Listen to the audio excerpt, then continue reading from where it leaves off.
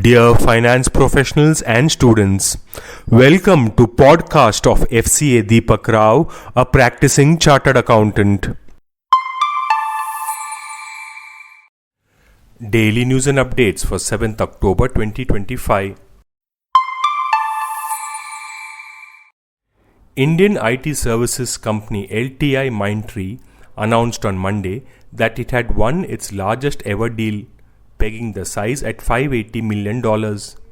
The sixth largest software services exporter in India said the deal was with a leading global media and entertainment company.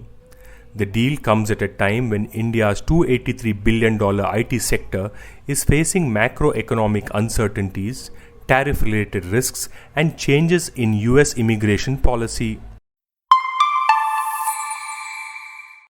Eli Lilly will invest over $1 billion in India to boost manufacturing and supply through local drug makers, increasing the availability of key drugs like Mounjaro. This strategic move leverages India's skilled workforce and includes a new Hyderabad facility to oversee contract manufacturing, despite global shifts towards US production. IndusInd International Holdings Limited has finalized its acquisition of Sterling Bank in Bahamas. This follows the initial 51% stake purchase in September 2022. The Mauritius-based company now holds full ownership of the Bahamian bank. IndusInd International Holdings is a significant investor in BFSI sector and is also the promoter of IndusInd Bank in India. The Reserve Bank of India has issued a draft of the Lending to Related Parties Directions 2025 for public consultation. The draft seeks to establish a unified regulatory framework governing lending by banks, non-bank financial companies, and other regulated entities to their related parties. The draft directions introduce several significant reforms. These include materiality thresholds for board approval of related party transactions, ensuring that only substantial exposures require direct oversight. The draft also clarifies that independent directors of other banks will not be classified as related parties, thereby reducing unnecessary compliance burdens. Additionally, certain transactions are exempted from specific provisions of the Banking Regulation Act, offering flexibility to institutions while maintaining prudential safeguards.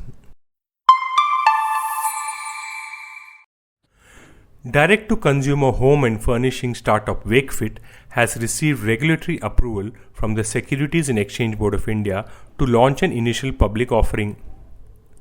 The Bengaluru-based company plans to use the proceeds from the fresh issue to fund capital expenditure for new stores, purchase of equipment, lease payments, marketing initiatives, and general corporate purposes. The company operates 5 manufacturing facilities across Karnataka, Tamil Nadu, and Haryana, and sells a range of mattresses, furniture, and furnishings through its own channels and external marketplaces. India's top 4 strategy consulting firms McKinsey, BCG, Bain, and A.T. Kearney achieved a historic milestone, crossing $1 billion in combined revenues in financial year 24. The rapid growth, averaging 15 to 16%, outpaces global trends and is driven by evolving client demands and technology transformation, with revenues projected to reach over $3 billion in less than a decade. This podcast is sponsored by Sound of CA. We share because we care. Vande Mataram, Jai Hind.